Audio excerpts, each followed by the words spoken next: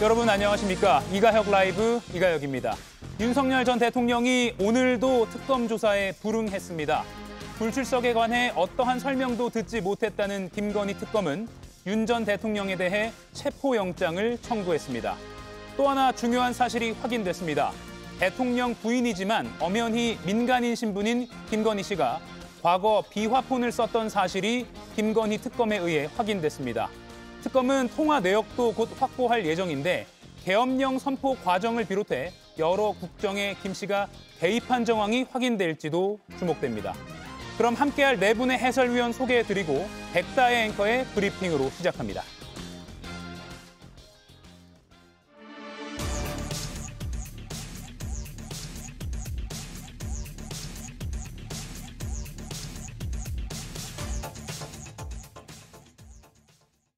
지난주 대통령실 국방부 및 군 관계자들이 사용하였던 비화폰의 통신 기록에 대하여 압수수색 영장을 집행하였습니다.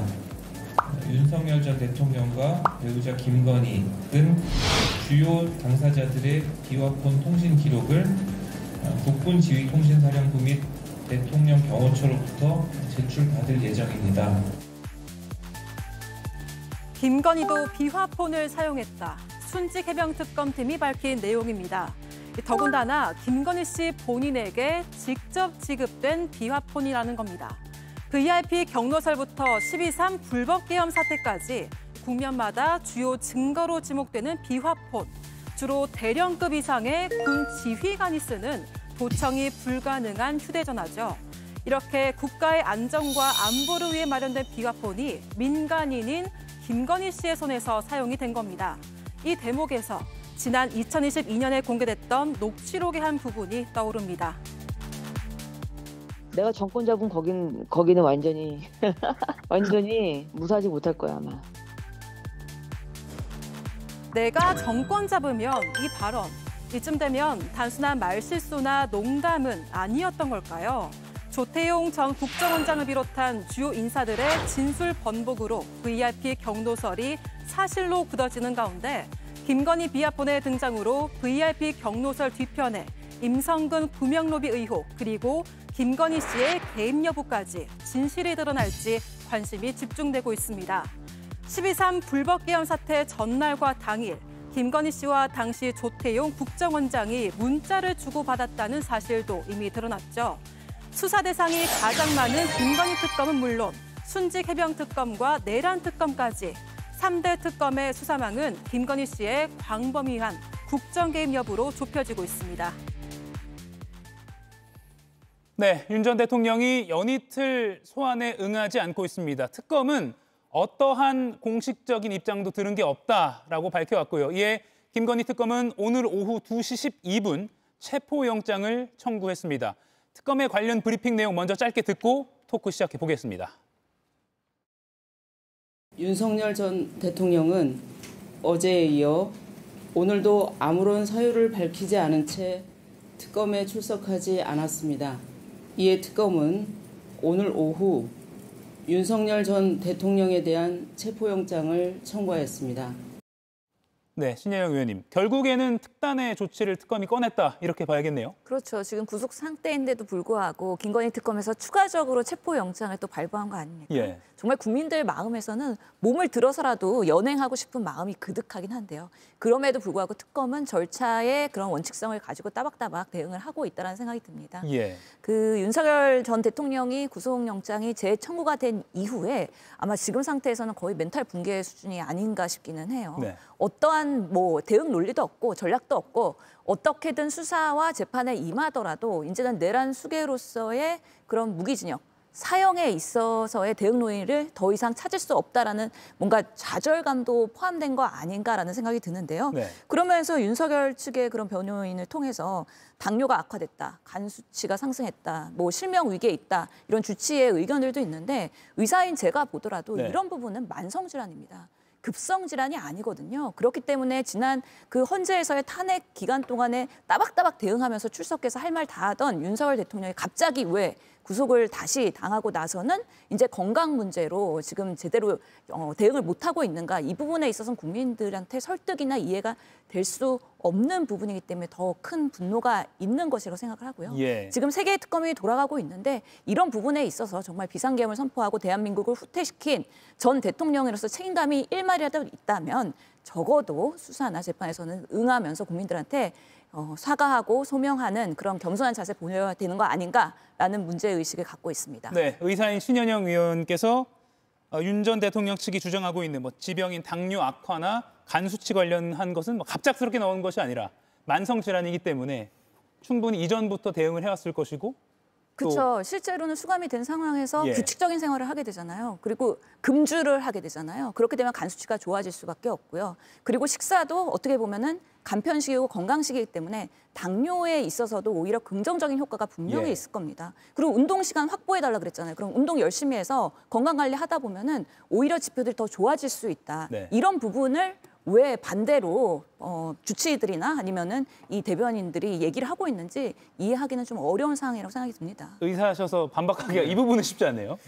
그냥 근데 보통의 사람도 구치소에 있게 되면 심리적으로 힘들지 않겠습니까? 그리고 에어컨도 없는 곳에서 만약에 있다 보면 본인이 익숙하지 않은 환경에 대해서 보면 잠을 잘 모를 수도 있고, 그래서 밥을 따박따박 먹고 운동을 하기 때문에 몸이 좋아졌을 거다. 그럴 수도 있을 것 같습니다. 그렇지만 아무래도 국민의 어떤 주권자인 국민의 위임을 받아서 한 국가의 대통령이었다가 지금 헌재 결정에 의해서 탄핵까지 헌재 결정에 따라서 이제 파면까지 되지 않았습니까? 예. 그리고 형사 재판을 받고 있고, 이 와중에 이제 3개의 특검을 통해 가지고 본인이 또 김건희 여사 특검의 체포 영장까지 어떻게 보면 지금 앞두고 있는 상황입니다. 그렇다면 저는 어떤 특정한 사람을 옹호하고 안 옹호를 떠나서 그 사람이 가지고 있는 어떤 심리적인 어떤 상황, 그다음에 몸이 좋을 리는 좀 없지 않을까 그렇게 생각하기 때문에 윤석열 전 대통령 측에서 주장하는 간 수치가 나빠지고 그다음에 눈이 잘 안 보이고 그런 것들은 객관적인 어떤 자료를 통해 가지고 주치의 어떤 진단을 통해서 그걸 다툴 만한 상황이 되면 다퉈야 될 부분이 있다고 보고요. 다만 저희 입장에서도 특검의 어떤 수사의 부분에 있어서는 몸이 상황이 된다면 예. 좀 적극적으로 임하는 모습을 보이는 게 좀 어떨까 그런 생각을 해봅니다. 네, 아무튼 특검 입장에서는 이틀간의 공식적인 건강 관련 윤 전 대통령 측으로부터 서류나 이런 거를 공식적으로는 확인한 게 없다. 그렇기 때문에 예상한 대로 또 예고한 대로 체포영장을 청구했다입니다. 지금 오정희 특검보의 발언도 정리가 되어 있는데요. 사유를 밝히지 않은 채 출석을 안 했다는 것이 중요한 포인트 같습니다. 성치훈 위원님. 예. 그러면 이미 구속 수감된 상태인데 네네. 체포영장이 청구됐습니다. 그러면 향후 절차가 어떻게 예상되십니까? 저는 일단 수사 장소로 끌어내는 것이 이제 체포영장이 발부가 되는 건데 예. 이제 교정 당국이 아까 말씀하신 것처럼 사실을 들고 끌어올 가능성은 매우 희박하다고 봅니다. 그렇기 네. 때문에 사실상 대면 조사가 이루어질 가능성은 저는 0%에 수렴한다고 생각을 하고요. 그렇게 되면 아마도 이 특검에서는 그냥 기소를 바로 하겠죠. 수사가 사실상 불가능하다는 판단 하에 기소를 바로 진행해서 재판에 나올 겁니다. 그리고 지금 윤석열 전 대통령이 대단히 착각을 하고 계신 게 지금 동정 여론을 좀 일으키려고 하시는 것 같은데 특검이 건강에 안 좋은 사람을 압박하고 이러는 게 아니라 피의자의 방어권을 나와서 행사하라는 것이거든요. 나와서 너 본인이 할 얘기 있으면 하라. 지금 우리는 당신에 대해서 이런 혐의를 갖고 지금 수사를 진행하고 있는데 당신은 왜 그런 혐의를 지금 받고 있는지 말할 거 있으면 당당하게 말하라라는 게 지금 특검의 입장 아닙니까? 예. 본인이 방어권 행사를 안 하겠다는 겁니다. 그리고 피의자들에게는 그 진술 거부권, 묵비권이라는 그 권한이 있기 때문에 사실 수사 장소까지 나온 다음에 그 권한을 행사할 수 있도록 되어 있습니다. 자, 과거 검찰 윤석열을 떠올려 봅시다. 검찰 시절에 윤석열 전 대통령 역시 그런 피의자들에 대해서 다 수사 장소로 끌어내도록 체포영장 청구하고 구속영장 청구하고 다 그런 행태를 보여왔습니다. 예. 본인의 과거를 생각할 때 지금이 본인의 이 비협조적인 태도가 본인의 그 과거의 업보는 아닌지를 떠올려야 되고 그리고 12월 3일 날 전 국민을 충격으로 몰아넣었던 그리고 여전히 트라우마에 시달리게 하고 있는 본인의 조금의 일말의 죄책감이라도 있다면은 성실히 수사에 임해야 함에도 불구하고 지금 하고 있지 않은 것. 저는 그냥 특검이 이 정도 태도로 보인다면 사실상 가능성을 제로로 두고 빠르게 기소해서 재판으로 넘어가는 것이 맞다고 생각합니다. 네, 특검은 체포영장이 만약 발부가 되면 특검부 1명, 검사 1명이 현장으로 갈 수도 있다. 이런 계획도 밝힌 상황인데 김윤영 위원님. 발부 직전에라도 또는 당장 하루 이틀간의 발부가 안 될 가능성도 있으니까요. 대면 조사 가능성 좀 어떻게 점쳐보십니까? 저도 대면 조사 가능성 거의 실현되지 않을 거라고 예상하고 예. 있습니다. 그리고 거기다가 실사 체포영장이 발부가 되더라도 윤석열 전 대통령은 끝까지 그 소환장에 응하지 않을 겁니다. 지금 윤석열 전 대통령 같은 경우는 보이는 모습이 이 사건 자체를 정치적 투쟁을 하려고 하는 걸로 보입니다. 그러면 본인이 강제 구인되는 모습, 강제 구인되더라도 끝까지 버텨야만 그 정치적 구심점을 삼을 수 있기 때문에 저는 끝까지 버틸 거라고 예상을 합니다. 이렇게 되면 사실 과거 정치인들, 전직 대통령들 같은 경우는 체포영장에는 구속이 된 이후에는 체포영장에 응하지 않았던 사례가 있습니다. 그렇기 때문에 특검도 어느 정도 이걸 예상했을 겁니다. 그렇기 때문에 어떤 방안에 대해서 실질적으로 강제 구인을 한다는 것은 일종의 수사 과정에서 피해자와 기싸움하는 거거든요. 예. 그럼 실질적으로 이제는 사건의 진실에 다가가기 위해서는 수사를 좀 더 속력을 내야 되기 때문에 방문 조사도 특검 측에서 기싸움이 아니라 실질적인 진실에 접근하는 방안으로서 방문 조사도 한번 고려할 필요가 저는 있다고 봅니다. 그리고 아까 성추현 의원님께서 말씀하신 대로 실질적으로 끝까지 수사가 응해지지 않는다면 그냥 기소하는 방향으로 가서 재판에서 처벌에 대해서 다투는 게 맞을 것 같다는 생각이 들고 또 한 가지 우려되는 거는 지금 윤석열 전 대통령은 정치적 투쟁으로 가고 있는데 민주당 지금 3대 특검 TF가 내일 지금 서울 구치소를 방문할 예정이라고 합니다. 저는 이런 모습은 상당히 좋지 않은 모습이라 생각합니다. 예. 특검이 정상적으로 수사를 하고 있는 상황에서 민주당이 거기 개입되게 되면 이건 결국 정치적 투쟁으로 보일 수밖에 없거든요. 굳이 정치적 투쟁을 하려고 하는 사람에게 빌미를 주는 모습은 저는 바람직한 모습은 아니라고 생각을 합니다. 예, 앞서 이제 지금 체포영장 청구를 한 주체는 김건희 특검이고요. 앞서 내란 특검도 체포영장 청구를 할 수도 있는 거 아니냐 이런 관심도 나왔지만 일단은 신속하게 기소를 하는 쪽으로 내란 특검은 그렇게 결론을 냈었습니다. 이번에 김건희 특검은 오늘 오후 2시쯤에 지금 소환에 응하지 않고 있는 윤 전 대통령에 대해서 체포영장을 청구한 상태입니다. 이거 하나만 여쭐게요. 신현영 의원님. 앞서 김유영 의원이 방문조사 이야기를 했거든요. 그러면 이건 또 특혜 시비가 일어나지 않겠습니까? 그럼요. 우리 국민들이 명확하게 기억하고 있는 게 김건희 여사의 황제 조사에 대한 분노잖아요. 사실은 찾아가서 방문한다는 것 자체가 우리 5천만의 국민 중에서는 상당한 특혜로 보일 수가 있기 때문에 지금의 특검에서는 나름의 기싸움을 하고 있는 상황인데 방문까지 하면서 조사를 한다고 해서 뭐 얘기 안 할 것을 윤석열 전 대통령이 뭐 얘기를 하겠습니까? 그런 방식으로의 조사가 얼마나 실효성이 있을 것이냐에 대한 의문이 있기 때문에 그런 부분까지 검토를 지금 하고 있을지 저는 그렇지는 않을 것 같다는 생각도 듭니다. 아무튼 한때 이 검찰의 수장이었고 또 국정농단 특검의 수사팀장이었고 뭐 이런 법을 누구보다 잘 아는 전직 대통령이 피의자로서의 의무를 다하지 않고 있는 지금 상황에 대해서는 많은 국민들이 분노하고 있다는 점은 분명해 보입니다. 자, 그러면 이 윤 전 대통령 불출석보다도 오늘 사실 더 화제가 되고 중요하게 다뤄지고 있는 이슈가 하나가 있습니다. 앞서 브리핑에서 다뤘던 김건희 씨의 비화폰 의혹을 좀 더 짚어보겠습니다. 순직해병특검은 김건희 씨가 윤 전 대통령 재직 시절 비화폰을 사용했다는 걸 공식 확인했습니다. 그리고 통신 기록에 대한 압수수색 영장을 집행했다고 알린 상황입니다. 그러니까 뭐 우리가 흔히 영부인이라고도 표현하죠. 대통령의 부인, 하지만 엄연히 민간인인 김건희 씨가 비화폰을 썼다. 군 장성급이나 또는 대통령실 고위직자들만 쓰는 비화폰을 김건희 씨도 썼다라는 건 상당히 의미가 있어 보입니다. 신영 의원님.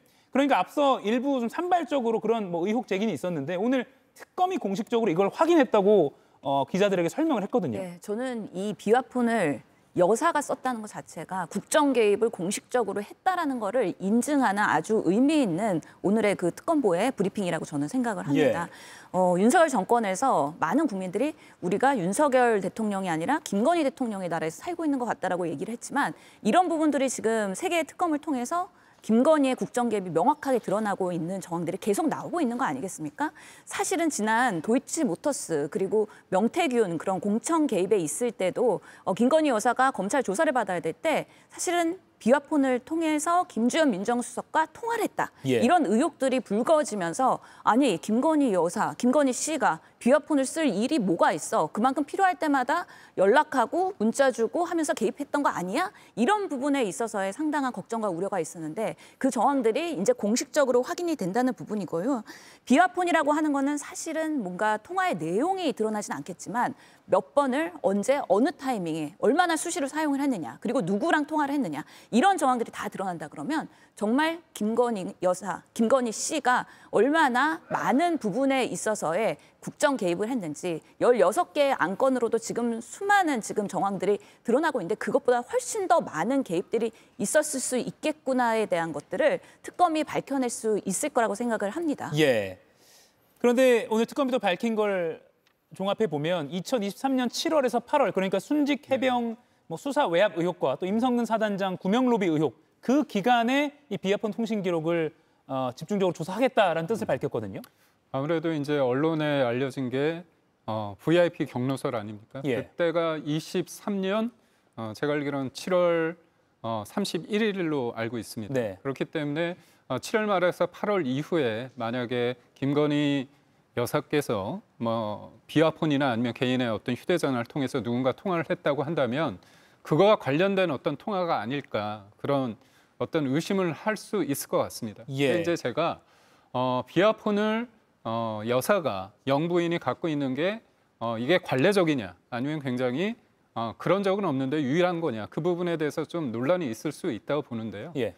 김건희 여사가 사실상 이제 민간인 신분이지만 배우자로서의 어떤 일정 수행을 많이 합니다. 그렇기 때문에 일정 수행을 할 때 대통령이나 아니면 그 일정에 관련된 예를 들어서 부속실 플러스 의전 담당 그리고 관련 행사를 담당하는 비서관과 같이 일정을 짭니다. 예. 그런데 그와 관련해서 만약에 보고를 받거나 그 일정 관련해서 어떤 자기가 메시지를 하거나 상황 어떤 대처를 할 때 누군가한테 통화를 할 수 있겠죠.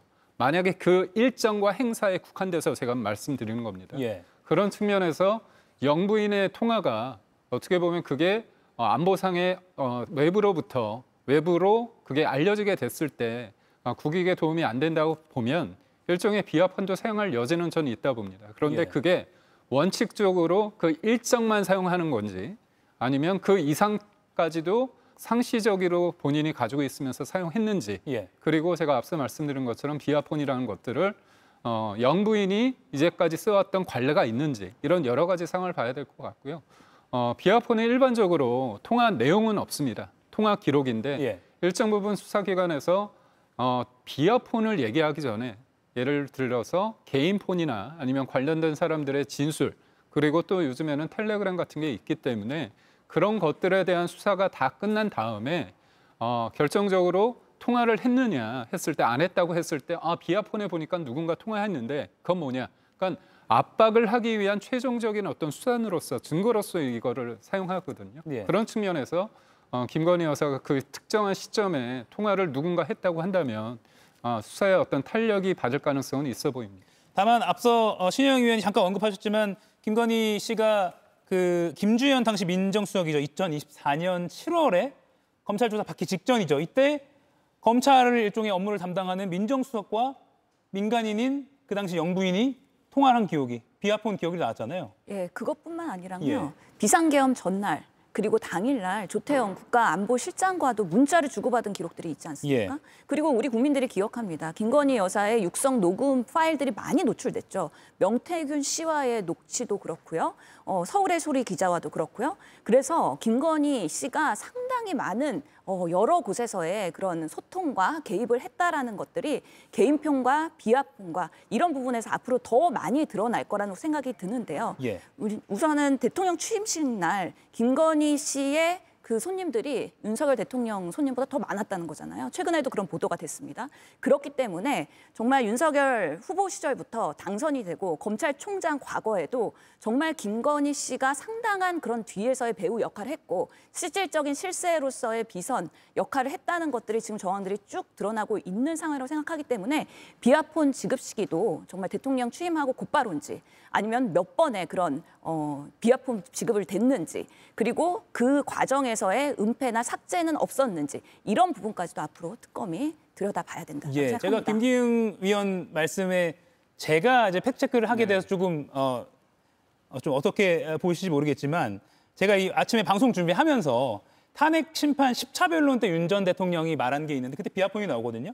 대국민 담화와 기자회견한 이후에 소통 방식을 개선하고 휴대폰을 바꾸겠다고 이미 국민들에게 다 말씀을 드려서 부인이 휴대폰을 비화폰이 아닌 개인 휴대폰으로 바꾸고 원래 휴대폰을 다 없애버렸기 때문에라고 했습니다. 그러니까 윤 전 대통령도 탄핵 심판 변론 때 휴대폰을 비화폰이 아닌 개인 휴대전화로 바꿨다라고 말한 건 그전까지는 비화폰을 써왔다라는 걸 윤 전 대통령이 언급을 한 대목이기 때문에 이 부분은 제가 이제 앞에 좀 공부를 하면서 확인이 됐기 때문에 지금 말씀을 드리는 게 시청자분들께도 맞을 것 같아서 언급을 드립니다. 예, 김윤영 위원님. 그러면 이 부분이 국민들은 많이 궁금할 것 같아요. 대통령 부인이 지금 나온 것들 말고도 고위공직자들과 수시로 더 나아가서는 의혹입니다만 개인적인 일로 통화를 했을 가능성 비화폰으로요.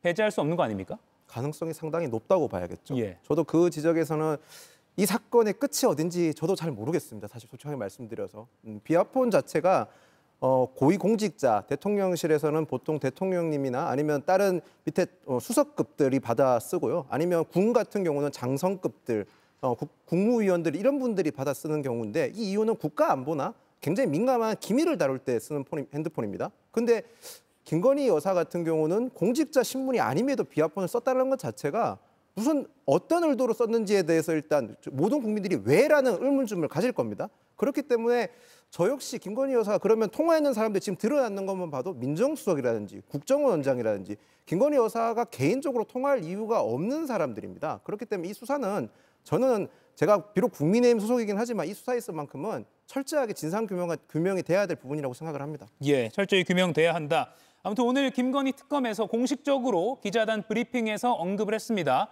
김건희 씨가 비화폰을 쓴 것이 확인됐다. 그리고 이 통신 기록에 대해서도 지금 영장을 집행하고 있다. 빠르면 이번 주 내에 그 비화폰의 기록, 그러니까 김건희 씨가 누구와 비화폰으로 통화 또는 문자를 했는지 비화폰 특성상 그 내용은 나오지 않지만 누구와 주고받았는지는 이제 나오게 되는데 그렇다면 그 흐름을 타서 관련자를 더 소환하고 또 조사가 가능해질 것 같습니다.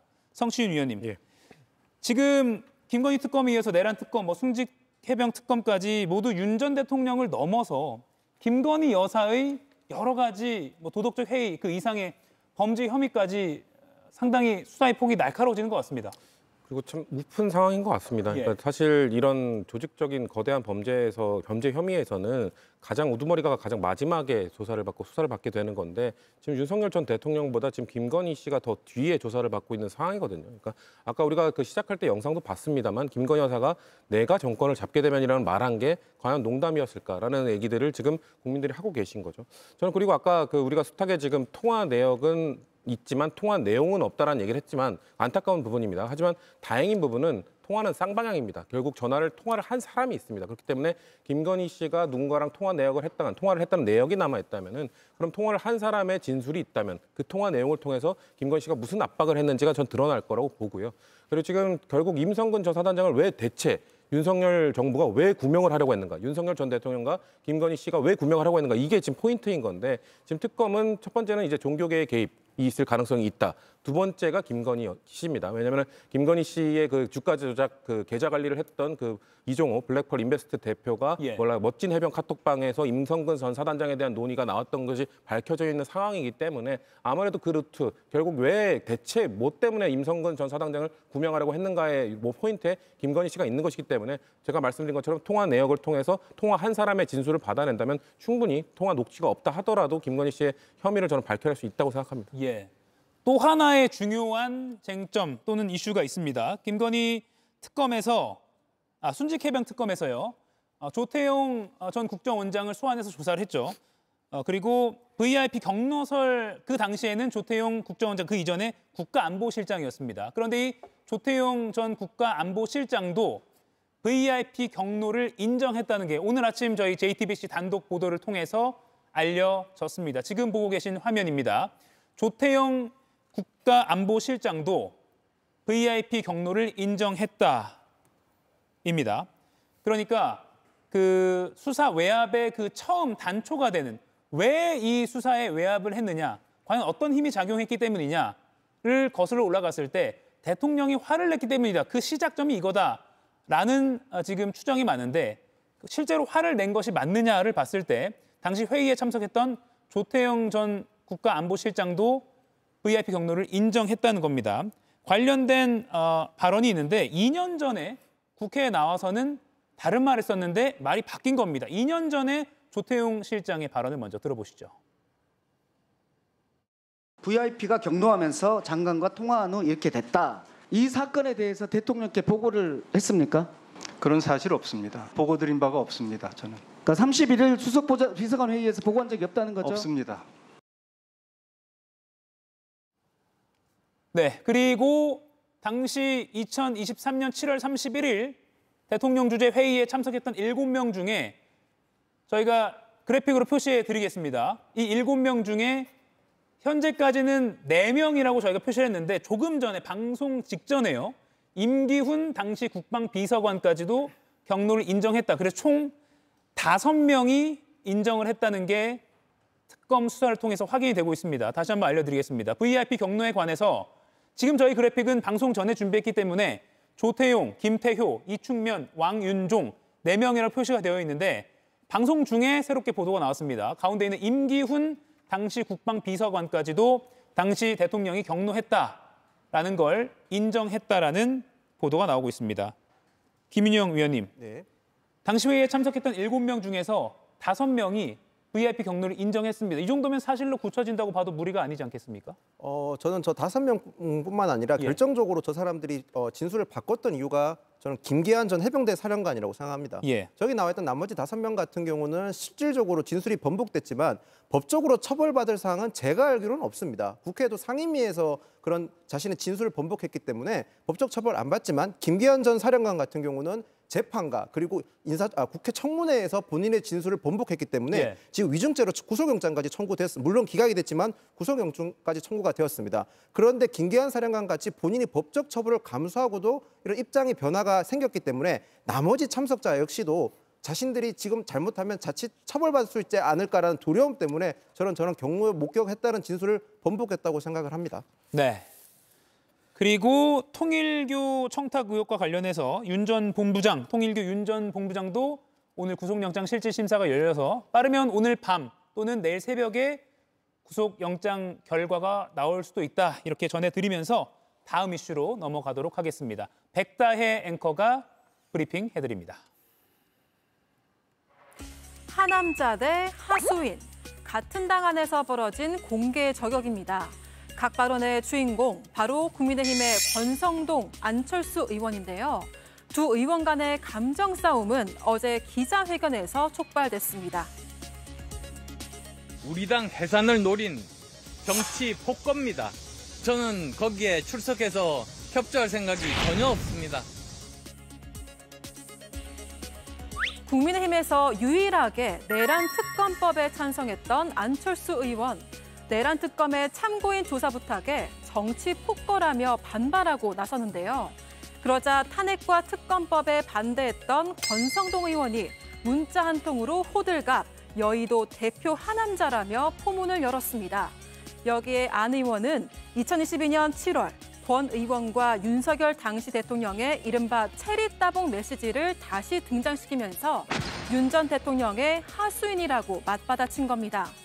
국민의힘 의원들의 공개 설정과 감정 싸움 속에도 여전히 윤 전 대통령의 그림자가 어른거리는 상황. 민주당은 오늘 3대 특검 대응특위를 출범시켰습니다. 내란 종식을 방해했던 국민의힘이 이제는 특검 출범을 방해한 것에 또 더해서 지금 특검의 수사를 방해하려는 그런 의도를 명확하게 드러내고 있습니다. 특검 수사의 정치 탄압이다라는 거짓 프레임까지 씌워서 특검들이 자신들의 겨냥한 그런 청구를 방해하려는 그런 모양새입니다. 체포동의안 즉각 처리, 국민의힘 정당 해산, 윤석열 체포방해 의원 45명 제명. 국민의힘을 향한 여당의 목소리는 점점 높아지고 있는데요. 오늘부터 새로운 당대표를 뽑는 전당대회 후보 등록을 시작한 국민의힘. 도대체 탄핵의 강은 언제쯤 넘을 수 있을까요?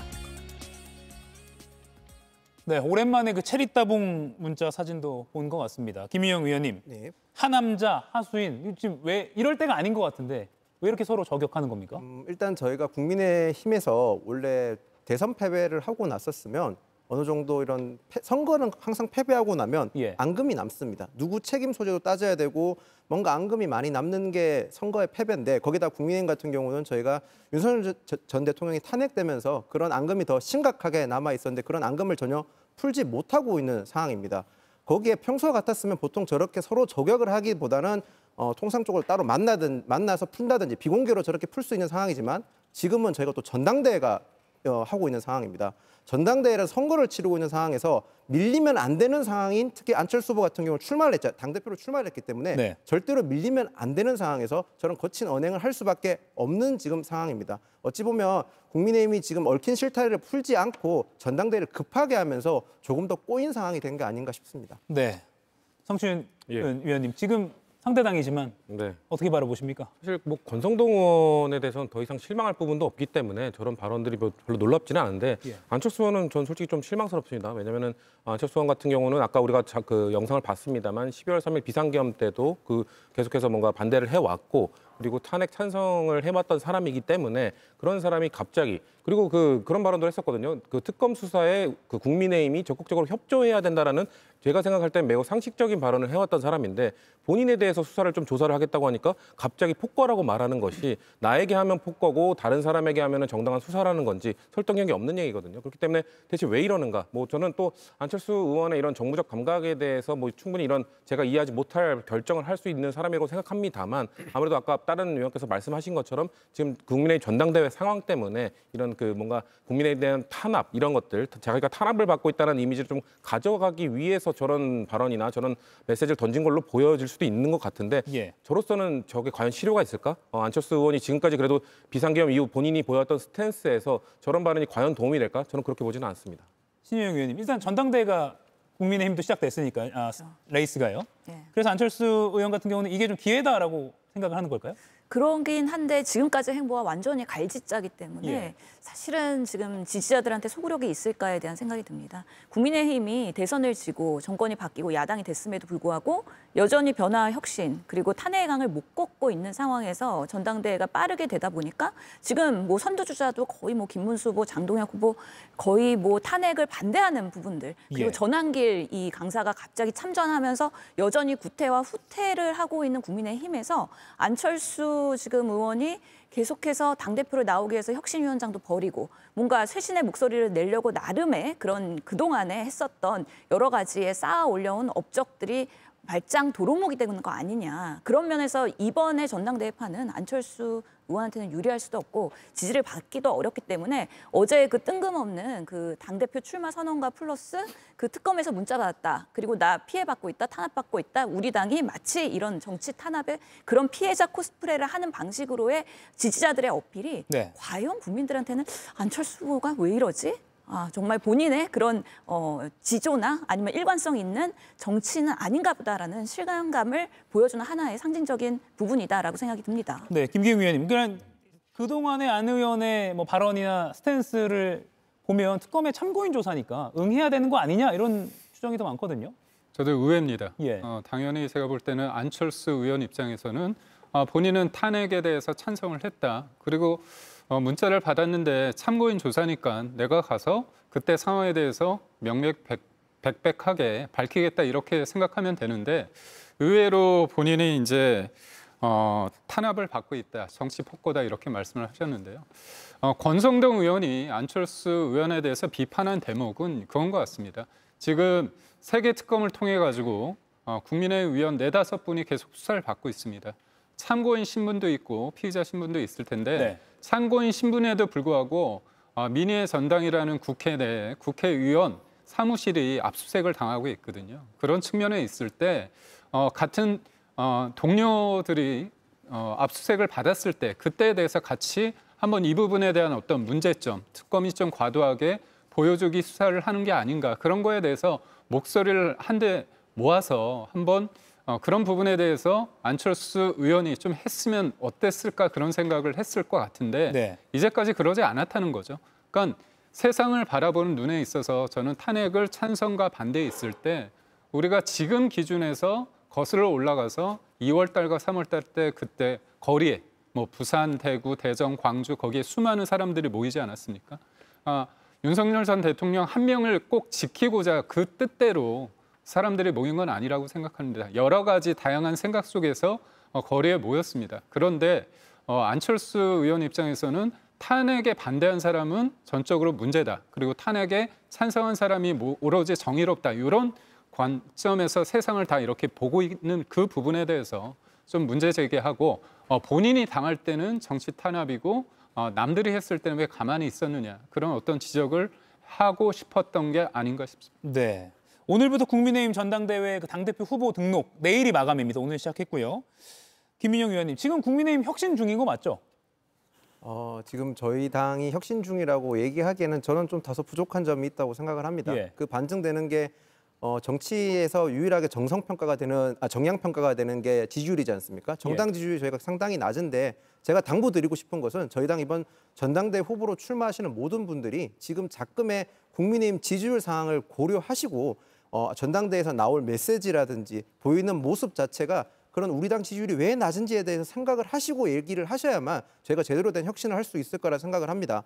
지금 앵커께서 하신 질문이 참 뼈아프게 느껴집니다. 저희 당이 제대로 혁신하고 있는지에 대해서 명쾌하게 저도 혁신을 하고 있는 중이라고 답을 드리지 못해 송구할 따름입니다. 네.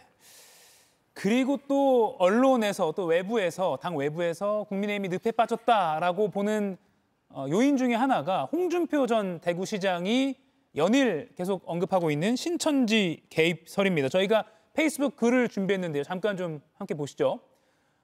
보시면 윤석열이 들어오면서 당이 사이비 틀튜벼에 놀아나는 꼭두각시 정당이 됐다라고 홍 전 시장이 페이스북에서 주장을 했고요. 이에 대해서 송원석 국민의힘 원내대표가 뚱딴지 같은 말이다. 홍준표 전 시장이 상도위를 어긴 것이다라고 반박하기도 했습니다. 이건 성치훈, 김기훈 두 분께 연이어 여쭙겠습니다. 계속 이렇게 홍 전 시장이 문제 제기를 하는 그 이유는 뭐라고 보십니까? 아무래도 2022년 국민의힘 대선 후보 경선에서 윤석열 전 대통령과 붙었던 본인이 당사자이기 때문에 그리고 그때 당원 투표에서 졌던 걸로 기억하기 때문에 당원 투표에서 졌던 이유가 본인은 계속해서 국민의힘에서 정치를 했음에도 불구하고 갑자기 들어온 윤석열 전 대통령이 어떻게 이길 수 있었겠는가? 뭐 친윤 세력의 지원 때문이겠는가? 신천지라는 뭔가 플러스 알파에 뭔가 있었다라는 주장을 하고 있는 것으로 보여지고요. 저는 뚱땅지 같은 소리라고 보지는 않습니다. 왜냐하면 지금 최근에도 통일부 같은 경우에도 뭐 권성동 원내대표가 당시 뭐 당대표 선거를 나가네 마네 하던 시절에 건진법사를 통해서 뭔가 당원 가입 뭔가 요청을 했다는 뭐 문자 같은 것이 좀 드러난 상황이기 때문에 특정 종교를 통해서 당원 가입을 한다 이런 것들이 뭐 뚱딴지 같은 소리는 저는 아니라고 보고요. 그런 건 있습니다. 그럼 대가성이 무엇인가? 통일부 같은 경우는 뭐 YTN 인수라든지 뭐 캄보디아 ODA 사업이라든지 뭔가 대가성이 있던 그런 것 때문에 혐의가 지금 있으니까 들여다보고 있는 건데 그럼 신천지는 뭐의 대가성 때문인가? 아무래도 윤석열 전 대통령이 검찰총장 시절에 코로나 사태 때 뭔가 이 신천지에 대한 압수수색을 막아줬다라는 대가로 뭔가 대선에 도움을 줬다라는 그게 혐의점이 있는 것이기 때문에 그렇기 때문에 저는 홍준표 전 시장이 풍문에서는 사실 정치권에서 왕왕 들려왔던 이야기거든요. 그런 것들에 대해서 지적을 하고 있는 것으로 보여지는데 사실 근데 이런 부분들은 밝혀내기가 참 어렵습니다. 종교인들이 과연 정말 조직적으로 가입했는지에 대해서는 통일교 같은 거는 다른 혐의 때문에 들어갔을 때 뭔가 관련 자료들을 압수할 수 있었던 것이지만 신천지를 갑자기 이 혐의 지금 이 정도 혐의에서 갑자기 들어가서 뭐 압수수색을 할 수는 없거든요. 그렇기 때문에 그런 부분에 있어서 아마 지지난한한 공방만 계속되지 않을까 저는 그렇게 보고 있습니다. 공방만 계속될 것이다. 실체 확인이 쉽지 않을 것이다라는 의견인데요. 네, 구체적으로 이 이슈를 계속 끌고 가고 싶으시면 본인이 좀 구체적인 증거를 제시했으면 좋겠습니다. 그러지 않은 거죠. 제가 안타까운 건 홍준표 전 시장께서 본인이 정치를 그만하신다고 했지만 끊임없이 정치를 하고 싶은 그런 마음을 드러내고 있습니다. 근데 중요한 건 미래의 어떤 비전을 제시하고 본인은 어떻게 정치를 하겠다는 그런 얘기는 본인 입장에서 할 말이 별로 없는 것 같습니다. 그래서 과거를 후벼파고 있는데 저는 역으로 하나 말씀드리고 싶은 게 윤석열이 들어오면서 당이 사이버 툴튜버에 놀아나는 꼭두각시 전당이 됐다. 그렇게 얘기를 하지 않습니까? 예, 사이비. 네. 그렇다면 윤석열 대통령이 되고 나서 그 이후에 지방선거가 있었습니다. 지방선거 본인이 하방한다고 하셔가지고 대구 내려가셔가지고 대구시장이 됐습니까? 그때 경선을 해가지고 본인이 됐을 때는 그때는 당이 온전한 거고 그 이후에는 또 갑자기 사입이 틀딱이 된 겁니까? 그게 아니지 않습니까? 어떤 비판을 하기 위해서는 어떤 잣대가 일관성이 있어야 된다고 보고 있고요. 우리 성시현 의원께서 말씀하셨지만 종교가 어떤 선거에 개입하느냐, 특히나 이단이라고 어떤 종교 내에서 이단이라고 불리는 쪽에서 이 부분이 개입하느냐 부분에 대해서 되게 민감합니다. 그런데 이 부분이 여야에서 계속 논란이 되고 있는데 한 번도 결론적으로 뭔가 드러난 게 없거든요. 그렇기 때문에 이거를 문제를 제기하는 홍준표 전 시장 쪽에서도 충분히 알고 있는 겁니다. 그러니까 속된 말로 냄새는 나고 의혹 제기는 할 수 있지만 이거에 대해서 내가 달아날 수 있는 출구 전략이 또 있는 거거든요. 그래서 제가 볼 때는 본인이 이게 굉장히 문제라고 생각한다면 좀 더 구체적인 상황에 대해서 언급하시면서 주장하는 게 낫지 않을까 싶습니다. 네, 거의 연일 지금 페이스북에 글을 올리고 있기 때문에 또 무언가 주장이 나올지 지켜보겠습니다. 그리고 이런 상황에서 어제 민주당 대표 후보 3차 TV 토론회에서도 국민의힘 정당 해산과 또 의원 제명까지 계속 거론되고 있습니다. 민주당 당대표 두 후보의 발언 잠깐 들어보겠습니다.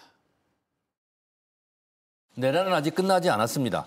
국민의힘 연루자들이 몇 명이나 얼마나 연루되어 있는지도 아직 모릅니다. 제가 헌법재판소법 개정안을 냈습니다. 국민의힘은 내란당 혐의를 벗기가 어렵다. 그래서 유연 심판 청구를 해서 정당 해산을 할 수도 있다. 이런 국민적 요구가 올라올 거라고 생각합니다.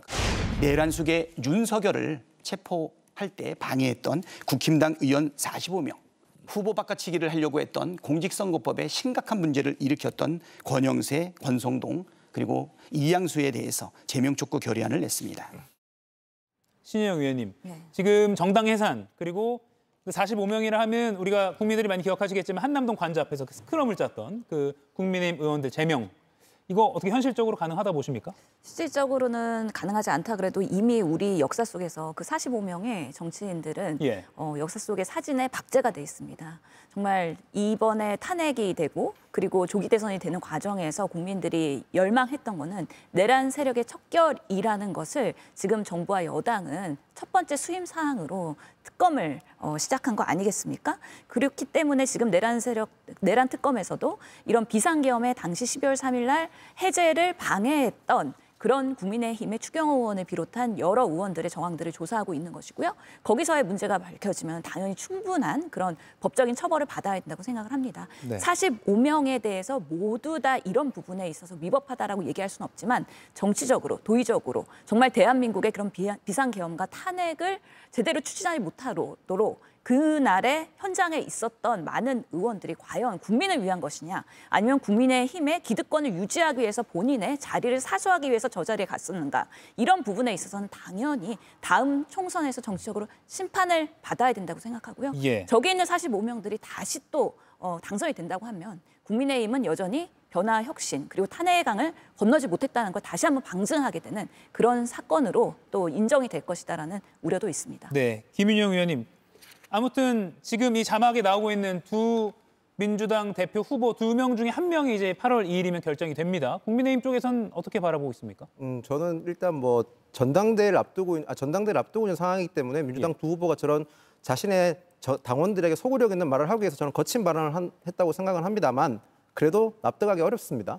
상당히 어떻게 보면 되게 오만한 목소리를 내고 있다고 저는 생각을 합니다. 국민의힘이 지난번 대선에서 비록 저희가 졌지만 국민 지지를 40% 받았습니다. 40% 넘게 받은 정당에 대해서 지금 해산을 운운하고 있는 게 저걸 어찌 저희가 받아들일 수 있겠습니까? 정청래 의원이 보인 행보를 봤었을 때 충분히 실제로도 이런 법을 통과시켜서 시도를 할 것 같아서 굉장히 우려스럽습니다. 거기다가 지금 국민의힘은 협치의 대상이 아니라는 얘기까지 공공연하게 하고 있지 않습니까? 저런 말을 받아들이는 국민들께서는 저는 국민들 역시도 국민의힘이 잘못하고 있다고 생각하지만 민주당 정청래 후보의 저런 말은 용납하지 않을 거라고 생각을 합니다. 거기다가 그렇게 국민의힘에 대해서 특검을 지금 돌아가고 있는데 본인이 나서서 수사기관도 아닌 정당이 나서서 특정 정당을 해산하겠다는 말이 너무나 오만방장하게 느껴질 뿐입니다. 그렇기 때문에 민주당 역시도 지금 높은 지지율과 정권 초에 따른 국민들에게 많은 지지에 대해서 너무 취해서 저렇게 행동한다면 민주당의 미래 역시 저는 그렇게 밝다고 생각하지 않습니다. 이번 주 토요일이면 민주당은 당대표 선출이 될 예정입니다. 민주당의 이런 목소리가 큰 가운데 그리고 45명 의원 제명 목소리 나오고 있는데 아까 사진도 잠깐 나왔습니다만 이 45명 중에서요 가장 가운데 있었던 나경원 의원은 여전히 탄핵 반대가 잘못됐다고 생각 안 한다. 탄핵 반대한 게 무엇이 잘못이냐라는 취지로 말해서 파장이 좀 생기고 있는데요. 발언 먼저 들어보시죠. 탄핵 반대가 잘못된 건가요? 저는 반대가 잘못됐다고 생각하지 않습니다. 지금도. 예. 탄핵 찬성이 무조건 국민 여론이었다. 국민 눈높이였다라고만은 볼 수 없다. 분명히 여러 가지 탄핵이나 그 이후에 여러 가지 수사 과정에 분명히 불법적인 부분이 있었습니다. 그래서 이거는 역사적 평가가 있을 거라고 생각합니다. 헌재 판단도 일단 나왔고요. 특검 수사도 계속되고 있는데 뭐 그런 수사 과정에서 불법적인 것도 있다. 역사가 평가할 것이다라고 나경원 의원은 주장하고 있습니다. 그러니까 계엄이 곧 내란이지 여부에 대해서 형사 재판이 진행되고 있습니다. 그렇지만 탄핵에 대해서는 어떻게 보면 그건 국회 내에서 탄핵이 찬성되느냐 반대하느냐 이거는 국회의원이나 국민들이 볼 때는 정치적인 어떤 선택 아닙니까? 저 같은 경우도 탄핵에 반대했습니다. 왜 반대를 했느냐? 우리가 2017년도, 6년도, 7년도 박근혜 전 대통령이 탄핵되고 나서 새로운 정부가 들어섰습니다. 문재인 정부가 들어섰는데 안타깝게도 진영이 고착화됐고요. 서로 적대와 악마화됐습니다. 그렇다면 대한민국이 한 발자국 더 나아갔느냐 그런 부분에 대해서 저는 의문이었고요. 그리고 저는 개헌이 꼭 필요하다고 생각했습니다. 그렇다면 탄핵을 찬성하는 순간 결국은 이재명 당시 후보가 대통령이 될 가능성이 가장 컸기 때문에 현실적인 우려를 할 수밖에 없었습니다. 그렇다면 우리가 지금은 탄핵의 찬성과 반대라는 그냥 두 가지 입장만 있지만 그 입장에 수렴하게 될 때는 다양한 사람들의 입장과 생각이 있는 거거든요. 그렇기 때문에 지금 관점에서 탄핵의 찬성과 반대를 딱 뭐가 선이고 뭐가 악이다 이렇게 얘기하는 부분에 대해서는 저도 좀 달리 생각하고 있습니다. 신혜영 의원님. 네, 저는 국민을 대표하는 정치인으로서 국회의원으로서 어떻게 아직도 탄핵을 반대한 거에 대해서 당당하게 얘기할 수 있는가 매우 놀라운 생각이라고 생각을 하는데요. 만약에 탄핵이 기각이 되거나 각하가 됐다. 그러면 우리는 아직도 윤석열 대통령, 김건희 여사의 나라에 살고 있는 겁니다. 얼마나 많은 부정부패와 비리와 국정 개입이 여전히 진행되고 있을지 대한민국에 얼마나 후퇴할 건지 상상만 해도 끔찍합니다. 그렇기 때문에 탄핵은 당연히 찬성이 되고 정권이 새롭게 나아가야 되는 부분인데 이런 부분에 있어서 아직도 후퇴되는 발언을 하고 있다? 저는 정치인으로서 자격 없다고 생각합니다. 제가 한 말씀만 드리겠습니다. 뭐냐면 짧게 부탁드립니다. 만약에 헌재 결정에서 파면이 됐는데 그걸 받아들일 수 없다. 이 부분은 좀 문제라고 하지만 그 전에 헌재 결정이 나오기 전에 있었던 탄핵의 찬반에 대해서 지금 관점에서 그때 나의 어떤 행동에 대해서 부정을 하고 얘기하는 부분은 좀 달리 판단해야 된다고 봅니다. 네, 저희 JTBC 토론 프로그램 논쟁이라는 프로그램이 있는데 논쟁에서도 다뤄보면 좋을 것 같은 그런 발언이기도 합니다. 지금 이제 이 네 분과는 여기서 인사드리고요. 저희는 또 더 인터뷰로 넘어가도록 하겠습니다. 네 분 고맙습니다.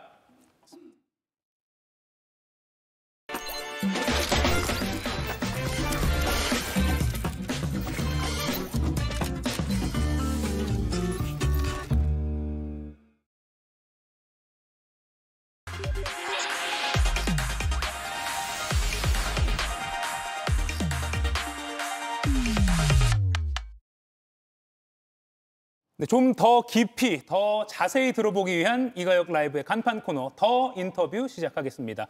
정치 고수의 맞수 토론 오늘 준비되어 있습니다. 김유정 전 더불어민주당 의원, 김성태 전 국민의힘 원내대표 두 분 나와 계십니다. 어서 오십시오. 예, 안녕하세요. 네, 민주당 전당대회 이제 토요일입니다. 네. 그럼 이제 또 그 뜨거웠던 그 레이스의 한 페이지가 장식이 되는데 오늘부터 온라인 그리고 ARS로 호남, 수도권, 강원, 제주 지역 권리당원 투표가 진행된다고 합니다. 정청래 후보의 굳히기냐, 박찬대 후보의 뒤집기냐 어떻게 보십니까? 속으로 좀 약간 생각되는 바는 있습니다만. 네, 좀 조심스러우신가요? 네, 뚜껑은 열어봐야 될 것 같고요. 예. 아직 이제 투표가 진행 중이니까. 제가 이제 오늘 온라인 투표를 했는데요. 네. 들어가서 보니까 저희가 이제 계속 당대표 후보자에 대해만 관심이 집중됐었는데 김민석 최고위원 자리가 이제 거리가 됐잖아요. 총리로 가면서. 네. 그 자리에 황명선 의원이 단독 후보 출마를 했어요. 그래서 오늘 보니까 투표를 2번 하게 돼 있는데 당대표 후보에게 투표를 하고 그다음에 이제 황명선 최고위원 후보에게 찬반 투표 이제 이렇게 됐거든요. 예. 그래서 이제 4일 동안 뭐 온라인 또는 ARS 투표를 진행을 하게 되는데 사실 호남 지역의 권리당원 수가 가장 많아서 35% 가까이 되거든요. 예. 근데 이번에 구조가 권리당원, 대의원 합해서 70%고 30%가 이제 일반 국민 여론조사를 통해서 선택을 하게 되는 거라서 아직은 뚜껑을 열어봐야 될 것 같고요. 또 중간에 지금 수해 피해도 있고 네. 폭염도 있고 해서 지역 순회 경선은 저희가 이제 중단을 했잖아요.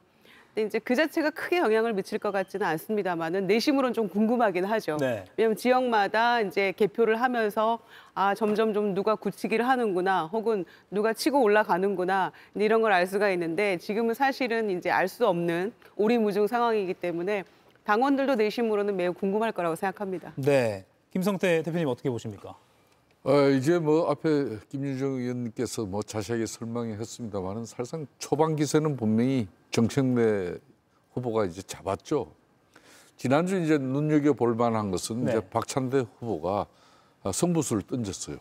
그 논란이 됐던 인사청문회 과정에서 강순우 지금 이제 여가부 장관 그 후보자에 대한 낙마 의견을 갖다가 민심을 통해 가지고 결론은 대통령실에 반영했고 대통령실이 또 그걸 수용했고 그렇게 해서 자연스럽게 이재명 대통령 흔히 말하는 맹심이라는 걸 차출한 거예요. 예. 그래서 이제 승부수를 던진 건데 이 맹심이라는 것은 좀 전에 이야기했듯이 지금 이제 수석 최고위원 그러니까 김민석 지금 총리 자리 네. 그 자리를 지금 현재 작년 같은 경우도 전당대회에서 김민석 의원이 그때 전혀 떠지를 않았어요. 초반부에. 근데 이재명 당시 대표 말 한마디에 후보 말 한마디에 그냥 김민석이라는 사람 따르게 이야기도 안 했어요. 김민석 의원은 왜 이렇게 이게 안 떠? 딱 말 한마디 하니까 그때부터 상황이 달라지기 시작했어요. 그 영향을 지금 이제 박찬대 후보가 지금 끌어내려고 지난주 강순우 후보자 이 민심을 반영한 그런 낙마 의견을 이제 당원들이 어떻게 반응하냐. 저는 그게 이제 가장 중요한 부분이고. 네. 그다음에 이제 선명성 부분은 아무래도 정청래 의원에게 박찬대 의원이 선수에서도 그렇고 좀 지금까지 정치 활동에서도 좀 차별화가 되죠. 예. 근데 원칙은 제가 볼 때는 지금 민주당이 집권 세력이기 때문에 여야 관계에 있어서도 대화와 타협을 중시하는 그러니까 협치를 만들어갈 수 있는 그런 정치력이 민주당은 지금 요구가 되어져야 되는데 아직까지 민주당도 강성당원들의 입장은 여전히 국민의힘과 협치보다는 끝장을 내야 될 그런 뭐 정치 세력으로 보고 있기 때문에 네. 지금 두 후보도 아주 강성으로 갔어요. 그 부분에 대해서 특히 이제 간제 45명의 그 바리케이트 그 스크럼 그 자체 네. 전부 다 일일이 제명시켜보았다 국회의원. 뭐 이런 박찬대 의원의 승부수가 이제 당원들이 어떻게 반응하는가. 제가 볼 때는 뭐 우리 김 의원님은 말씀을 못 했는데 네. 크게 뒤집지는 못할 것 같아요. 그런가요? 그럼 지금 상황 보겠습니다. 저희 그래픽 준비됐는데요. 충청, 영남권 권리당원 투표 앞서 진행된 결과를 한번 보시죠. 보시면 정청래 후보가 62.65%, 박찬대 후보가 37.35%입니다. 그런데 전국에 111만 명 정도가 권리당원, 투표권이 있는 권리당원이고 그중에 지금 이 그래픽을 차지하고 있는 건 20만 명 정도입니다. 그러니까 90만 명의 권리당원이 아직 투표를 하지 않았고요.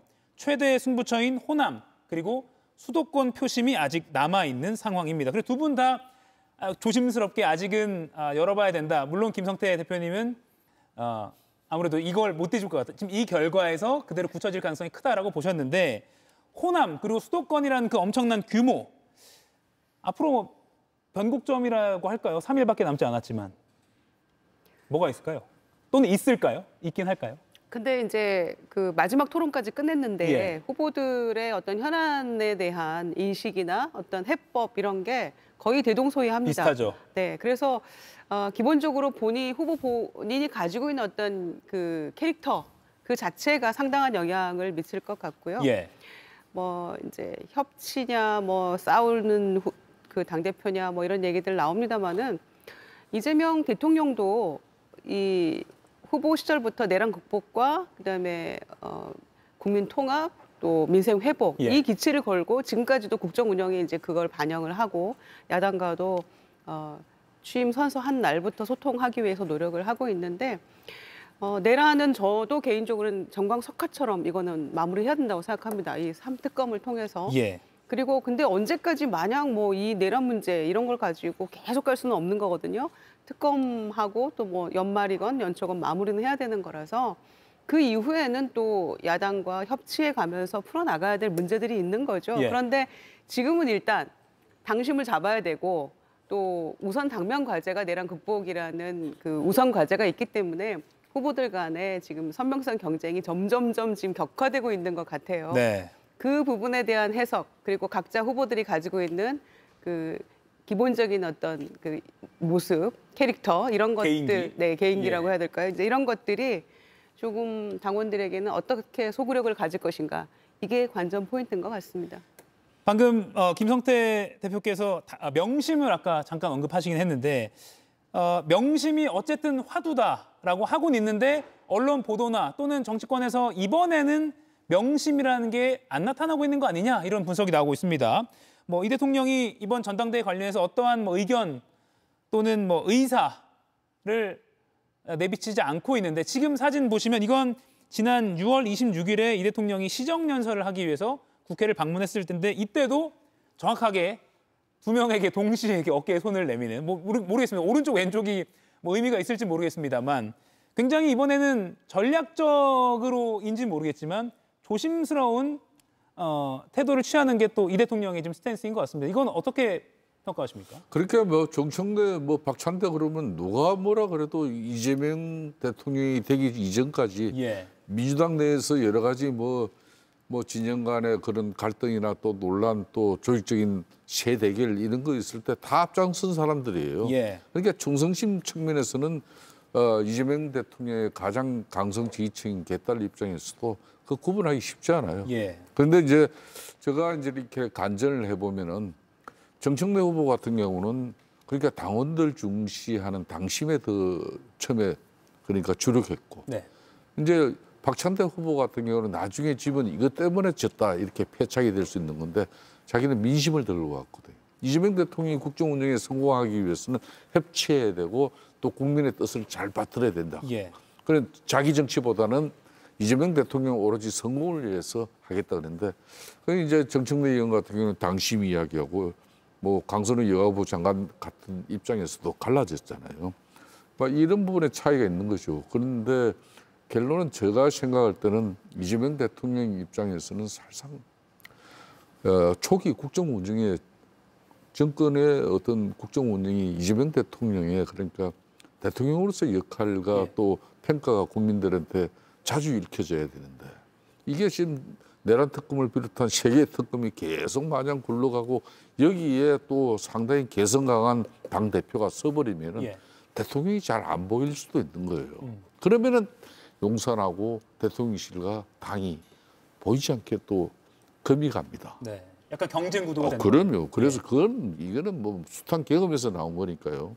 그렇기 때문에 사실은 이제 용산의 이제 대통령실 입장은 전혀 표명은 안 하지만은 그래도 협치를 잘 이끌어 나가고 지금은 뭐 두 사람 다 뭐 국민의힘 완전히 청산하고 그냥 끝장을 낼 것처럼 하지만은 정치가 또 그런 거 아니거든요. 민주당은 집권 세력이에요. 예. 집권당이기 때문에 정치적 당정 관계 그러니까 이재명 대통령이 당정 관계 한 축으로서 정치를 책임을 져야 돼. 그런데 한쪽을 파탄 내지 않으면 안 된다. 그렇게 가지는 못하는 거거든. 그렇다면 누구를 해야 될 거냐. 그런 판단이 서는 건데 그게 제가 볼 때는 결론은 쉽지 않을 것 같아요. 그래 이게 쉽지 않을 것 같다. 이게 이제 예. 보십시오. 이게 참 당원들이나 의원들 생각이 희한해요. 그러니까 작년에 봐십시오. 작년에 국회의장 같은 경우는 분명히 맹심이 그 추미애 위원에게 실린 것 같은데 예. 지금 국회의장 하고 있는 우원식이가 당내 경선에서 국회의장 후보로 되잖아요. 그 전에 이제 또 보면은 이제 원내대표 그전 같은 경우는 홍익표가 되고 뭐 이런 쭉 그런 게 있거든요. 예. 그렇게 저는 뭐 이게 이제 국회의원들이나 아주 소수의 입장의 판단이 모르지만은 당원들 110일 만에 판단이니까 네. 이거는 뭐 크게 제가 볼 때는 뒤집기는 어려울 것 같은데. 네. 계속 뒤집기는 어려울 것 같아요. 그러니까 지금 정청래 후보의 손을 좀 계속 더 높게 들어주시는 것 같습니다. 대통령 입장에서는 누가 돼도 잘할 것이다라는 생각일까요? 예, 그게 이제 기본적인 대통령의 생각일 것 같고요.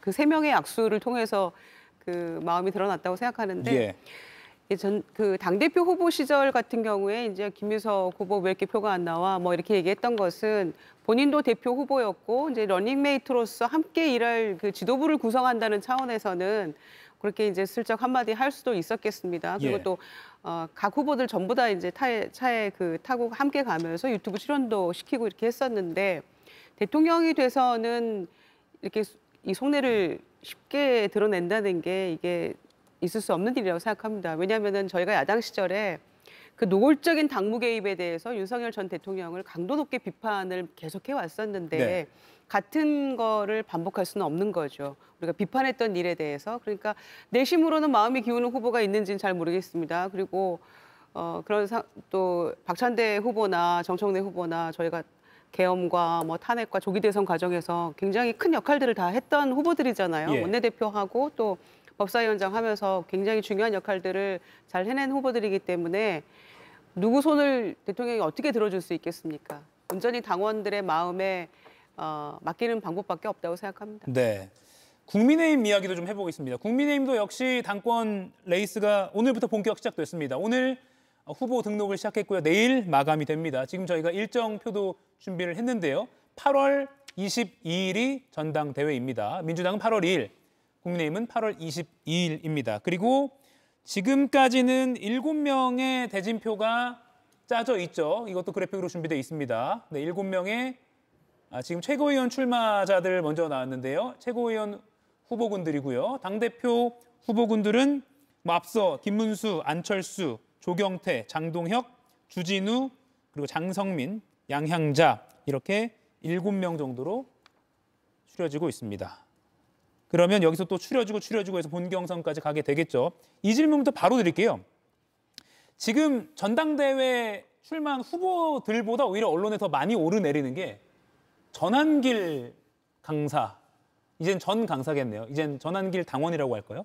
전한길 씨가 내가 면접도 보겠다. 그랬더니 일부 후보들은 거기에 당연히 응하겠다라고 반응까지 하고 있습니다. 지금 이런 상황 어떻게 보십니까? 뭐 전한길 씨가 사실상 국민의힘 당권 주자들 면접 보겠다. 이게 참 당이 정말 희한한 당이 돼가고 있는 거죠. 예?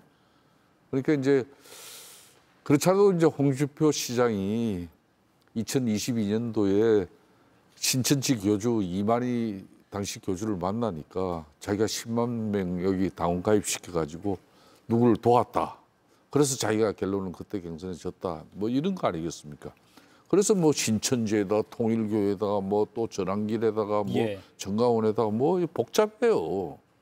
그러면 이런 이제 구도 속에서 이제 8월 20일 날 전당대회 결과가 나와서 흔히 말하는 자 저런 분들의 요청에 순순하게 뭐 수락해가지고 입장을 밝혀주고 그런 사람이 되면은 과연 국민의힘이 이게 국민의 뜻을 받드는 그런 변화와 쇄신을 통한 그런 핵심 전당대회 후보로서 결정된 것 이렇게 보겠냐 이거예요. 저는 그런 측면에서 지금의 이런 과정이 참 참담하고 암담해요. 이 좀 이제 12.3 비상계엄의 그런 윤석열 전 대통령의 오판에 대해서 명확한 전련 의지를 이번에 당권 주자들이 그냥 경쟁적으로 핵심 뭐 전당대회를 이렇게 만들어갈 그런 어떤 구도보다는 이게 그냥 윤석열 대통령을 지키기 위한 그런 당권 주자를 면접을 보고 그 사람을 우리는 밀어주겠다. 또 그런 보류들이 또 당선이 유력시 돼버린다 그러면 어느 국민이 이 당을 제대로 쳐다보겠냐 이거요. 그게 저는 너무나 큰 걱정입니다. 너무 공당이 원외 인사에게 좀 휘둘리는 것 아닙니까? 그럴 자격이 전한길 씨가 그럴 자격이 있다 보십니까? 면접을 보거나. 말도 안 되는 일이고요. 갈수록 태산이라는 생각이 듭니다. 그러니까 국민의힘이 어떻게 해야 이렇게까지 망가졌을까라고 국민들 생각하실 거예요. 열대야에 지금 잠 못 드시면서 국민의힘의 모습 보면서 아마 더 속 터질 거라고 생각되는데요. 늪으로 빠져서 헤어나지를 못하고 있다라는 생각이 됩니다. 그러니까 당원이 됐는데 빨리 징계해서 출당시켜야 된다라고 그렇게 얘기했음에도 불구하고 이제는 버젓이 전환기 씨가 뭐 친윤 간별사인가요? 극우 간별사인가요? 뭐 지금 그런 역할까지를 해가면서 윤석열과 절연할 것이냐 함께 갈 것이냐 지금 그런 질문을 하겠다는 거 아닙니까? 그런데 거기에 또 크게 기뻐하며 호응하는 후보들도 있고요. 그러니까 이런 모습을 보니까 정말 큰일이다. 국민의힘이 어떻게 이 수렁에서 벗어날 것인가 답이 없구나 이런 생각이 먼저 들고요. 특히 저희가 예견한 바대로 윤희숙 혁신위는 실종돼 버렸어요. 전당대회가 시작되면서 후보군들이 나타나면 아마 혁신위는 바로 실종될 거다. 좌초되고 말 것이다 했는데 불행하게도 예견했던 대로 돼버렸고요. 윤희숙 위원장이 얘기했던 나윤장송 중에서 윤상현 의원 덕분에 전환기 씨 전면에 등판시킨 거 아닙니까? 나경원 의원은 무슨 탄핵 반대가 뭐가 잘못됐냐. 잘못이 아니라고 생각한다. 그중에 한 사람은 또 지금 대표 후보로 등록해가지고 전환기 씨 유튜브도 출연하고 면접도 보겠다 이러고 있는 거 아닙니까? 네. 그리고 송원석 비대위원장도 그 혁신안 못 받아들인다. 당원 당규에 뭐 잘못됐다는 거 반성문 못 쓴다. 지금 이렇게 하니까 완전히 우리가 예견했던 대로 불행한 방향대로 지금 가고 있는 거잖아요. 네. 그러니까 이 모습 보면서 이 국민의힘이 과거에는요.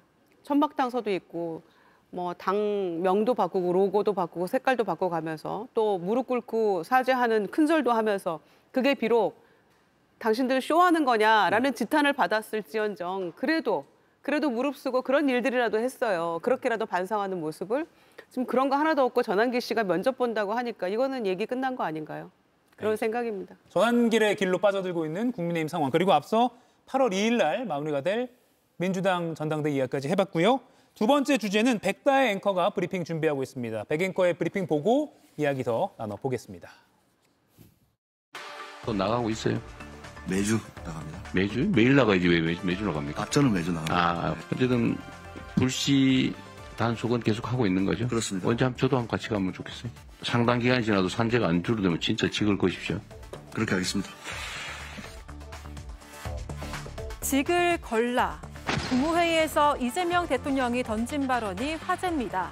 보통은 모두 발언만 짧게 또 회의가 끝난 후에 영상과 내용이 공개됐던 국무회의.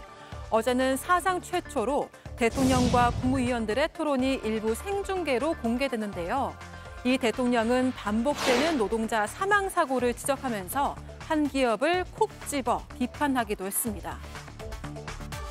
포스코 ENC라는 회사에서 어떻게 동일한 사업장에서 올해만 5명이 일하다 죽을 수 있습니까? 미필적 고의에 의한 살인 아닙니까? 정말로 참담합니다. 지난 25일엔 사망 사고가 발생했던 시흥의 SPC 삼립 공장을 직접 방문한 이재명 대통령. 돈보다 생명을 우선하는 사회를 언급했고 재발 방지 대책도 논의했는데요. 소년공 시절 이 대통령이 프레스에 팔김 사고를 당했다는 사실은 잘 알려져 있죠. 때문에 이재명 정부는 노동 안전 분야에서 강한 드라이브를 걸 걸로 예상됐습니다. 실제로 오늘 나온 보도에 따르면 현재 고용노동부에서 이재명 대통령실에 파견된 공무원만 8명, 같은 기간 2명을 파견받았던 윤석열 대통령실과 비교하면 훨씬 많은 인력입니다. 기업이 노동자의 안전을 포기하면서 아낀 비용보다 더 큰 대가를 치르게 해야 한다며 사실상 산업재해와의 전쟁을 선포한 이재명 정부. 앞으로 현장 점검도 강도를 더 높일 걸로 보입니다. 네, 어제 전 국민에게 거의 통으로 생중계가 된 국무회의 자리에서 이재명 대통령이 고용노동부 장관에게 직을 걸라라는 표현과 함께 산업재해를 반드시 근절하라라는 강조를 여러 번 했습니다. 김희정 의원님, 네. 이 정도면 사실 장관에게 대통령이 직을 걸라라고 2번이나 강조한 건 상당히 강도 높게 강조한 거잖아요. 그렇습니다. 그러니까 국정 운영의 한 목표로서 예. 이 산업재해는 반드시 뿌리 뽑겠다라고 하는 어떤 대통령의 강한 의지를 보인 것이다라고 생각하고요. 비단 어제 생중계된 국무회의에서뿐만이 아니고 지금 몇 차례 계속해서 지금 반복적으로 얘기를 해왔기 때문에 그랬기 때문에 기업들이 움직이고 있는 거라고 생각합니다. 네. 그 계속해서 사망사고 발생했던 SPC도 야간 뭐 장기 근로 시간 8시간 이상은 안 하겠다라고 선언을 했고 또 어제 언급됐던 포스코 ES에서도 또 국무회의 이후에 몇 시간 만에 또 사죄하고 또 일도 중단하겠다 이렇게 반응이 나온 거 아니겠습니까? 그러니까 사실은 이게 산업재해가 어떤 구조적인 문제처럼 어제 강조했던 얘기가 있잖아요, 대통령이. 예. 같은 사고가 계속 반복적으로 발생하는 거, 같은 사건이 같은 상황에서. 그러니까 이거는 정말 제대로 방어하고 예방하지 못한다는 것은 미필적 고의에 의한 살인 같은 거다라고까지 강력하게 얘기를 한 바가 있기 때문에 예. 저는 장관들이 특히 대통령이 이제 본인이 직접 소년공 출신이고 또 본인도 산재를 겪은 바가 있기 때문에 그 경험에서 우러나오는 질타라서 더욱 장관들이 또 국무위원들이 무겁게 이 부분을 받아들인다고 생각합니다. 예. 그런 점에서 또 내일 뭐 고용노동부 장관이 어제 언급됐던 포스코 ES에 직접 가서 경영진 만나서 얘기도 한다고 하니까요. 네.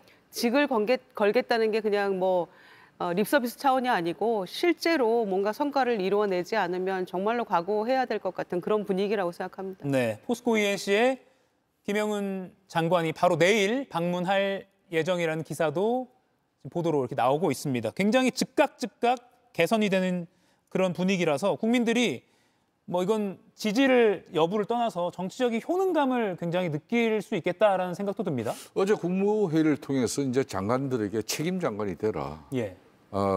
그만큼 이제 힘도 실어주고 권한도 부여해주고 그런 부분에 대해서 나중에 장관이 그런 부분을 바로 시정하고 바로 잡아내지 못하면은 당신 책임 묻겠다 이 이야기거든요. 예. 그러니까 이제 사실상 이제 지난 휴일 날도 그 SPC 시험 공장을 방문해가지고 그런 산업재해 사망 사건 사고가 빈발한 사업장에 대해서 예. 더 이상 이제 이 사망재해는 이제 이 땅에 이제 발붙일 수 없게 하겠다는 게 이제 이재명 대통령의 완고한 입장인 것 같아요. 이게 또 한편으로는 OECD 가입 국가 중에서도 아직도 장시간 노동 국가로서 그렇게 분류되는 그런 오명도 있어요. 예.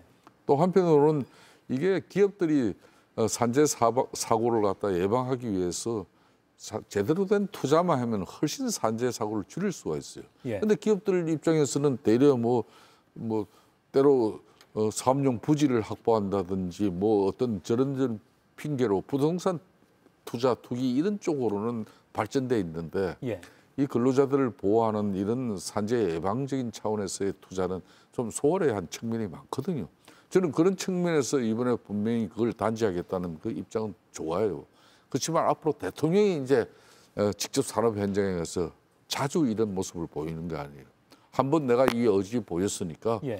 고용노동부 김용은 장관 당신이 책임지고 해라. 딱 그렇게 정리하고 이게 이제 빈번해지면은 대통령이 그럼 이재명 대통령 그렇지 않아도 기업 입장에서는 크게 우려했는데 예. 이거는 뭐 처음에 이게 반기업 정서 친노동으로 기업들 큰일 났다 이랬는데 대려 뭐 대통령 취임하고 난 뒤에 초반부는 상당히 친기업적으로 인식될 정도로 안정감 있게 했잖아요. 네. 근데 요 근래 보십시오. 이렇게 이제 노란봉투법 거기에서 또 상법도 일방적으로 개정해버리죠. 거기다 이제 정세 문제도 결국은 뭡니까 15만 원 준 거. 민생 회복지원금 준 지 일주일 만에 결국은 정세를 갖다가 법인세로 갖다가 안겨버리는 거거든요. 예. 그렇다면 이제 기업들이 상당히 이제 그렇지 않아도 어려운 여건에 앞으로 투자나 또 이런 걸 소홀히 해가지고 고용 불안까지 야기돼 버리면은 이게 악순환이 돼 버려요. 예. 그렇게 요 정도 대통령이 딱 이제 의지를 밝히고 나머지는 이제 장관 책임하에서 개선되었으면 하는 바람이죠. 다만 오늘 비상경제점검 3차 회의에서 배임제 완화 입장을 또 밝히기도 해서 평가를 하기에는 노동계와 또 재계를 골고루 좀 돌보고 있다라는 그런 평가도 받고 있긴 합니다. 그렇습니다. 지금 시간이 많지 않은데 짧게 요것만 더 두 분께 여쭙겠습니다. 어제 이 같은 국무회의 자리에서 최동석 인사혁신처장이 발언권을 얻어서 발언을 했는데 요새 유명해지고 있어서 대단히 죄송스럽다라고 발언을 하면서 약간 유머를 한 것 같기도 한데요. 하지만 이재명 대통령 그 이후의 발언에 대해서도 빨리 좀 정리해달라는 취지로 그렇게 집중하는 모습은 아니었습니다. 어떻게 보셨습니까? 분위기 파악 못하는 거죠. 예. 매우 부적절했다고 생각하고요. 사과를 하려면 아예 제대로 하든가 이 자리를 빌어서 하겠다라고 하든가 정식으로. 한참 있다가 이 사과문 한 장 냈잖아요. 그렇게 하지 말고 정식으로 사과를 하던가 그 자리에 본인이 여러 가지 비판하고 인신공격성 발언했던 인물들이 함께 국무회의 자리에 있었지 않습니까? 비서실장도 있었고 바로 왼편에 윤호중 장관도 있었고.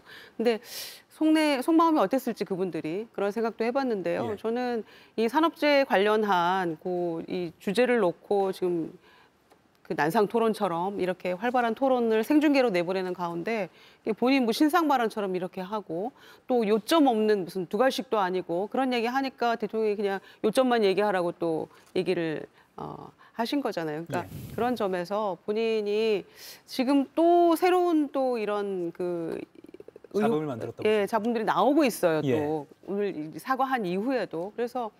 일단은 그 두 번째 사과로 이렇게 좀 그대로 그냥 가는 분위기입니다만은 언제라도 이건 굉장히 정권의 대통령에게 부담이 될 수도 있다라는 생각들을 많이들 하시는 것 같아서 예의주시해야 될 그런 인사혁신처장인 것 같습니다. 매우 어제 국무회의 자리에서도 저는 별로 적절하지 않은 발언이었다고 생각합니다. 예, 지금 한 40초 남았는데 마지막으로 어떻게 보셨습니까 어제? 정말 아침에 모 방송에서도 이야기했지만 이게 어제 이재명 대통령이 그렇게 국무회의를 갖다 이렇게 공개적으로 한 것은 헌정 역사상 처음이에요. 그만큼 이제 국민과 소통하겠다는 것이고 앞으로 책임장으로서 역할을 해달라는 거고 그런데 자기가 막판에 신상 발언을 통해 이거는 정무적으로는 사전에 조율됐다는 이야기거든. 그러면 대통령 입장에서도 지금 논란이 되고 있는 자신의 과거 막말에 대해서 진정 어린 국민들에게 사죄하고 사과하는 그런 표현이 나올 거라고 그러는데 되려 산재 사망 사고라든지 산재에서 교육 문제 중요한 거 이런 걸 쭉 이야기하고 그건 고용노동부 장관이 앞으로 할 일이에요. 예. 자기는 제대로 된 반성과 사죄, 사과가 이게 중요한 건데 그러니까 분위기를 모르는 거죠. 그런데 이런 사람을 인사의 핵심처 장관으로 계속 유지를 한다면은 국정 초반에 이재명 대통령 국정 운영 동력 분명히 상실하고 또 민주당 내부의 분란의 요지로 그대로 있는 겁니다. 이런 부분은 하루빨리 이재명 대통령이 결심해가지고 경질을 하는 게 정답이에요. 네, 경질이라는 단어까지 나왔는데 아무튼 정권에 부담이 될지 그리고 또 앞으로 인사 관련해서 대통령이 어떤 결단을 할지도 한번 지켜봐야 될 것 같습니다. 오늘 더 인터뷰는 여기까지입니다. 두 분은 다음 주에 뵙겠습니다. 고맙습니다. 예, 감사합니다. 나는 디펜드 스타일을 쓰는 요기니입니다. 내 몸의 움직임이 온종일 자유롭도록 오직 땀만 흘릴 수 있도록 디펜드 스타일. 활기찬 당신의 일상에 관절이 방해되지 않도록 센트룸만의 뉴 관절 케어 다마플렉스 올인원. 관절, 연골 건강은 물론 뼈와 근육까지 한 번에. 관절의 변화를 기대하세요. 센트룸. 경계를 넘어선 드라이빙. 빛으로 완성된 스타일. 시선을 사로잡는 디지털 스테이지. 더 뉴 아우디 A5. 가까운 아우디 전시장에서 만나보세요. 손발톱 무좀이다. 바르지오 네일 라카. 매일 바르기 귀찮다. 바르지오 원스. 증상이 다양하다. 바르지오 모두 크림. 어떤 무좀도 다 바르지오. 오늘 제가 고른 한 컷 10만 원입니다. 불법 계엄으로 정신적 피해를 입었으니 피해 유발자인 윤 전 대통령이 배상하라는 국민들의 소송 제기에 지난주 법원은 국민들의 손을 들어줬습니다. 소송을 낸 국민들에게 위자료 10만 원씩 배상하라고 윤 전 대통령에게 명령한 겁니다. 그리고 판결 최종 확정 전이라도 이 배상금을 일단 임시로 강제 집행할 수 있다고도 덧붙였습니다. 윤 전 대통령은 어제 이 법원 판단에 불복해 항소장을 냈습니다. 오늘은 임시 강제 집행도 막아달라며 집행 정지 신청까지 냈다는 사실이 알려졌습니다. 그러고 보니 배상금 지급을 피하려고 윤 전 대통령 측이 분주히 움직인 어제와 오늘은 특검이 피의자 윤석열에게 소환 통보를 한 날짜입니다. 그리고 다 아시는 대로 모두 출석하지 않았죠. 마땅히 출석해야 할 조사에는 불응하고 돈 내라는 명령엔 재빨리 대응하는 전직 대통령. 이 모습을 보는 국민들의 정신적 피해가 이 5만 원짜리 2장보다는 훨씬 크다는 생각이 드는 오늘 한 컷이었습니다. 방콕이 내게 남긴 것. 고소 마셨어. 고수 더 주세요. 트립닷컴이 내게 남긴 것. 호텔 최저가 보장에 라운지 이용권까지. 남는 여행 트립닷컴. 슬레이. 그럼 계속 그렇게 사시든가요. 특허받은 얇은 날로 얼굴을 살리는 요즘 면도. Boys Be Slick. Slick.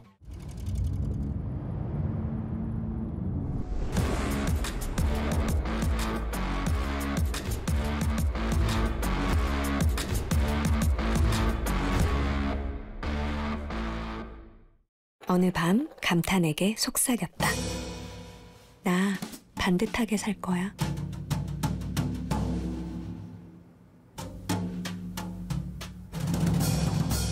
감탄의 감탄.